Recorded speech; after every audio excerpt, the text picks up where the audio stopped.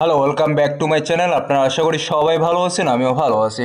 So আজকের ভিডিওটা অনেক ইম্পর্টেন্ট। অলরেডি যারা থাম্বনেল দেখে আমার ভিডিওতে ক্লিক করছেন, বিষয়টা পুরো ক্লিয়ার করে দিব এবং আপনারা পুরো ভিডিওটা দেখবেন। এবং বিশেষ করে যারা নতুন আছেন বা পুরাতন আছেন তাদের জন্য ভিডিওটা অত্যন্ত ইম্পর্টেন্ট।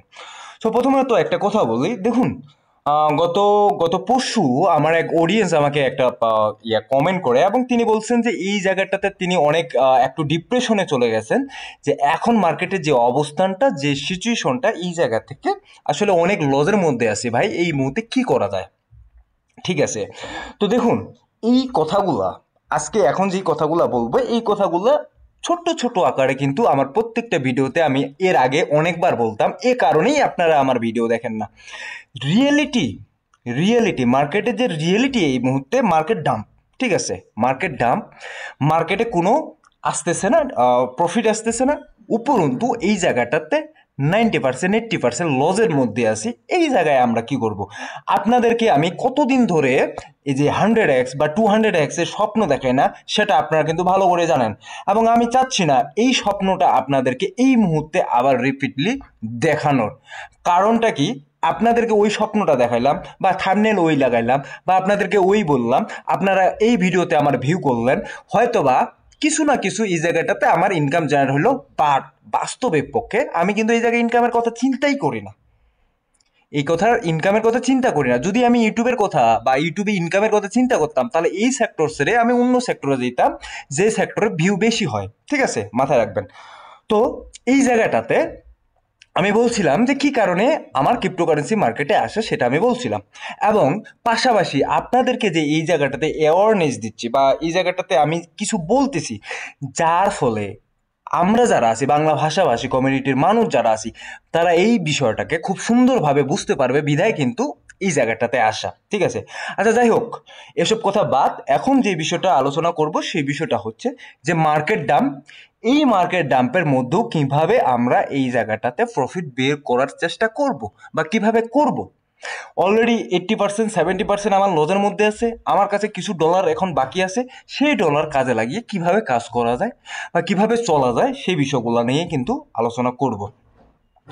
সো প্রথমত, কয়েকদিন আগেও কিন্তু এই বিষয়টা নিয়ে ভিডিও তৈরি করছিলাম একটা, সেটা হচ্ছে ফিউচার নিয়ে। বাট আমি ফিউচারে কিন্তু সাজেস্ট করি না, এবং যারা করে তারা তো করেনি, যারা করেন না তাদেরকে তো সাজেস্ট আমি করি না। এবং যদি এই ফিউচার ট্রেডিংটা যদি না শিখে আসেন, তাহলে আপনার যতটুকু পুঁজি এই জায়গাটাতে বাকি আছে সেটাও আপনারা হারাবেন। তবে স্পটে কিভাবে এই জায়গাটাতে আপনার মনে করেন যে একটু সুইং ট্রেডিং এর মতো করে এই জায়গায় প্রফিট বের করা যায়, সেই বিষয়টা নিয়ে আপনাদের সাথে এই জায়গায় আলোচনা করব। সো কিভাবে করা যায় প্রফিট, সেই বিষয়টা। ঠিক আছে, সো আপনারা জানেন, এবং যে রিয়েলিটি, সেই রিয়েলিটি বিষয় নিয়ে আমি একটু কথা বলি, যে 90% কয়েন, ক্রিপ্টোকারেন্সি মার্কেটে 90% কয়েন কিন্তু সার্ভাইভ করে না, মানে টিকে না। কতদিন টিকে না? এটা মনে করেন যে 2 মাস, 3 মাস, 4 মাস বা 5 মাস বা 6 মাস পর্যন্ত কয়েন থাকে, তারপরে এই কয়েনগুলো 80-90% নিচের দিকে চলে যায়, এবং ওই কয়েনগুলো কিন্তু আর ভালো পারফরমেন্স করে না। এটা কিন্তু খুব ভালো করে মাথায় রাখবেন। 90% কয়েন এই মার্কেটে টিকে না এবং টিকতেছে না, যার ফলে আমরা কোনো কয়েনকে ভালোবাসবো না। মানে কোনো কয়েনের প্রতি যে অ্যাটাচমেন্ট থাকে, এই অ্যাটাচমেন্টটা আমরা রাখবোই না। তাহলে আমরা কি করব এই জায়গাটাতে? আমরা যে জিনিসটা এই জায়গাটাতে করব, যে ট্রেন্ডের সাথে আমরা গা ভাসিয়ে দিব। কিভাবে?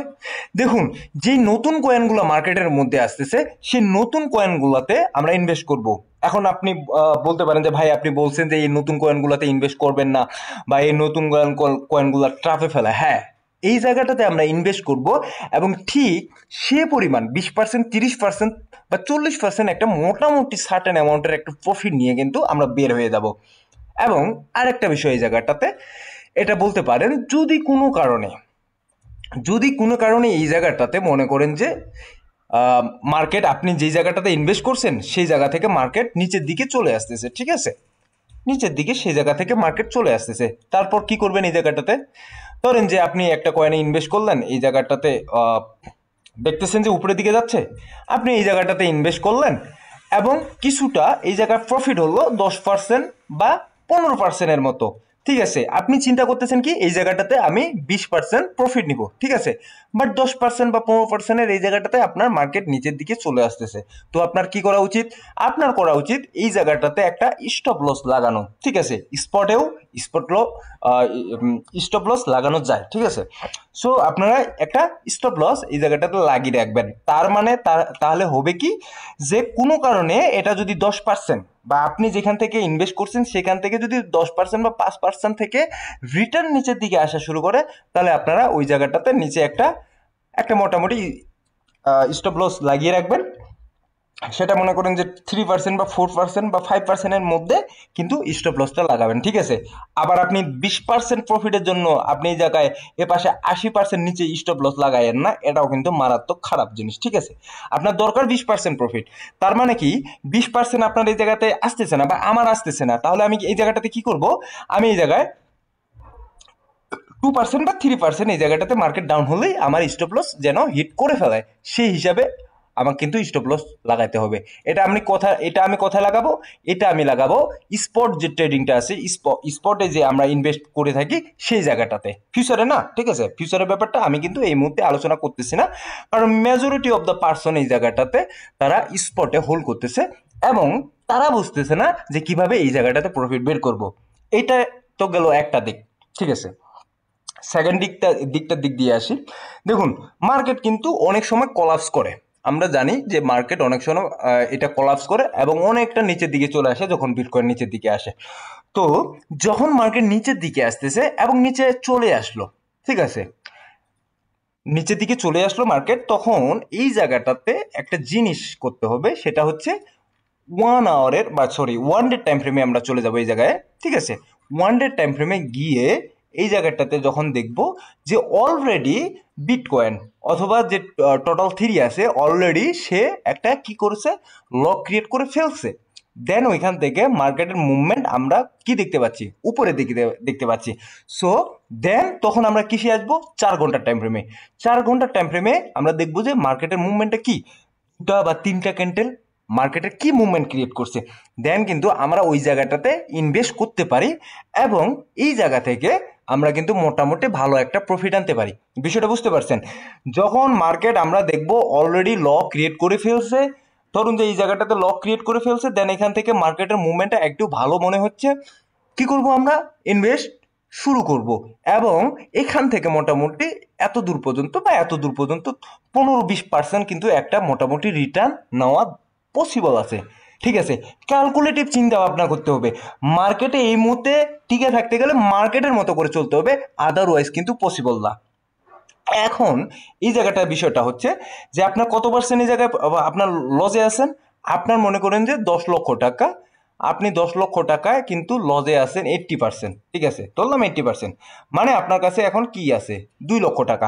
এখন এই 2 লক্ষ টাকার যদি আপনাকে আমি বলি যে আপনার 80% আপনাকে যদি বের করতে হয়, যে 80%-এ আপনাকে বললাম আমি যে 80% এই জায়গাটাতে প্রফিট বের করেন, তাহলে আপনার ওই 10 লক্ষ টাকা কভার হবে? জি না, কারণ এই মুহূর্তে আপনার কাছে শুধুমাত্র আছে কত, 2 লক্ষ টাকা।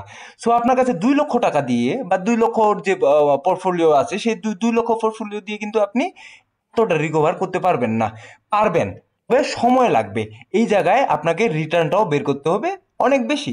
2 লক্ষ 2 লক্ষতে আপনার মনে করেন যে 80% রিটার্নে, এটাতে খুবই কম, নগণ্য। তো আপনাকে 10 লাখে যদি পৌঁছাইতে হয় আপনার যে 10 লক্ষ টাকার পোর্টফোলিওতে, সেক্ষেত্রে কিন্তু এখানে হিউজ পরিমাণ একটা আপনাকে পার্সেন্টেজ বের করতে হবে, এটা কিন্তু আপনাকে মাথায় রাখতে হবে। এখন এই জিনিসটাও হবে যে আপনার কাছে 10 লক্ষ আছে, আপনি 80% এই জায়গাটাতে কি করছেন, লজে আছেন, ঠিক আছে। 10 লক্ষ টাকার 80% এবং 2 লক্ষ টাকা আছে, আপনি কি করলেন যে এইখানে 3 লক্ষ বা 4 লক্ষ বা 5 লক্ষ টাকা অলরেডি আরো ইনভেস্ট করলেন। যদি আপনি এখানে 5 লক্ষ টাকা ইনভেস্ট করলেন, মানে আগের 2 আছে, এখন আবার এক্সট্রা করে অ্যাড করলেন কত, 3 লক্ষ টাকা, 5 লক্ষ টাকা। তার মানে আপনাকে এই 5 লক্ষ টাকা যদি প্রফিট বের করতে হয়, ওই 10 লক্ষ টাকা রিকভার করতে হয়, তাহলে আপনাকে কত প্রফিট লাগবে, 160%, ঠিক আছে, 160% প্রফিট লাগবে। তাহলে কিন্তু আপনি ওই 10 লক্ষ টাকায় পৌঁছাতে পারবেন, ঠিক আছে। সো কিন্তু বিষয়গুলা কিন্তু এগুলা ক্যালকুলেটিভ এবং এগুলা মাথায় রাখতে হবে। গণিত যদি আপনি এই জায়গাটাতে ভালো করে বুঝতে না পারেন, ম্যাথ, ঠিক আছে, ম্যাথ যদি আপনি ক্যালকুলেশন না করতে পারেন বা আপনি যদি ওভার গ্রিডি এই জায়গাটাতে হয়ে যান, তাহলে কিন্তু এই মার্কেটে এই মুহূর্তে টেকা ইম্পসিবল হয়ে যাচ্ছে। বিষয়গুলো একেবারে ক্লিয়ার করে দিলাম। যারা আমার অডিয়েন্স আছে, যারা একজন বা দুজন আছে, যারা আমার রেগুলার ভিডিও দেখেন বা যারা চেষ্টা করেন যে মার্কেট থেকে আমার রিকভারি করতেই হবে, তাদের জন্য কিন্তু এই বিষয়গুলো খুবই ইম্পর্টেন্ট। সো ধন্যবাদ সবাইকে, ভালো থাকবেন, সুস্থ থাকবেন, দেখা হবে নতুন কোনো ভিডিও নিয়ে আগামী দিনে।